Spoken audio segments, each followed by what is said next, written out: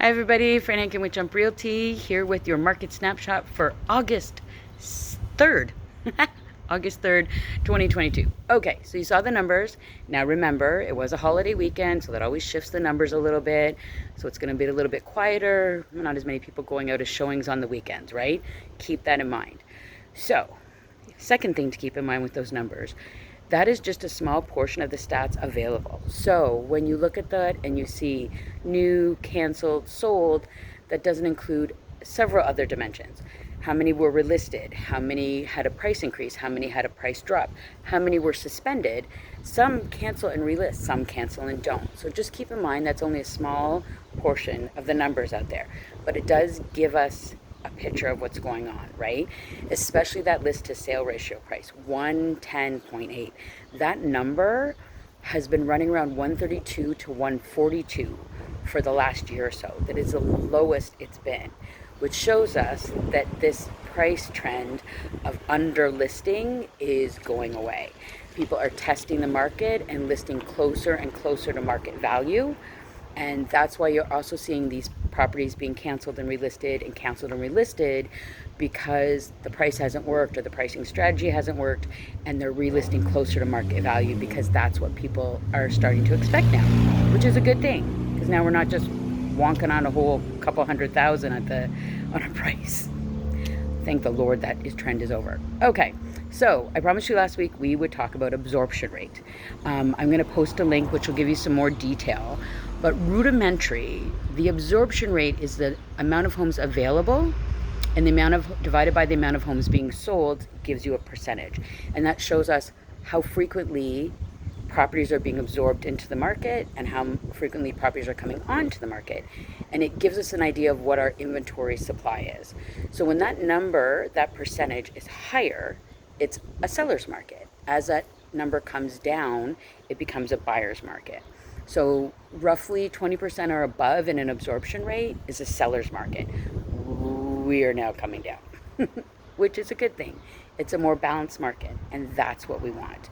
So again, that's a very basic understanding of absorption rate, but it gives you an idea, and it gives you a more accurate idea of what the market's really doing other than what your neighbor says it's doing, right? So it's not just pricing and market, but it's also how frequently these properties are going.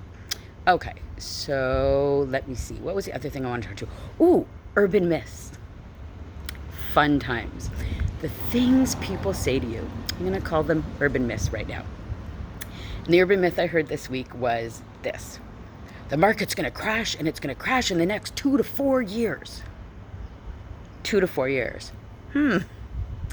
Lots can happen in 2 to 4 years. So when you hear these outrageous statements like this made by a variety of people, some educated, some not, keep this in mind. 2 to 4 years is a long time. And real estate works like most other things. It's a flow. So everybody's talking recession right now, which let's keep in mind, we'll see. Let's say we're in a recession. So we are, right? How long is that going to last? Real estate is a long-term proposition. So is the market crashing? There's no indications of that. It's not 2008. There's a stress test in place. These interest rates are not considered actually high. They're just high compared to what we've had for the last 2 years in a very structured situation with COVID. They're actually not that high if you look historically. Okay? So urban myth, number one, the market is crashing anytime soon. I don't believe it is. That's urban myth number one. Urban myth number two, there's no buyers. There's no buyers. They're frozen. They're gone. No buyers to be found. We looked at a property this week with a client. It had 22 offers. 22 offers. Haven't seen those numbers in a while. Who knows why a property gets hot or in essence goes viral. But the fact is that there are people out there and they're looking. But what they're looking for is value. So if you're a seller or you're thinking about selling, you can't just pop your house up anymore and be like, hey, here it is. Buy it. And it's gone in 24 hours. You now have to provide value and benefit, otherwise known as marketing. So if you're marketing your property, you're thinking about selling, I want you to think about what benefit there is to the buyer. Not what you can get, not what you want. What benefit is to the buyer. Are you near a school? Are you near a bus line? Do you have room for a pool? Do you have a great garage? Is it a great neighborhood? What benefit is there for the buyer? Because they're skittish and they want some, I don't want to say certainty, but some benefit for them, something that comforts them and knows they're putting their money in a good place. And real estate is a great place to put your money during a recession.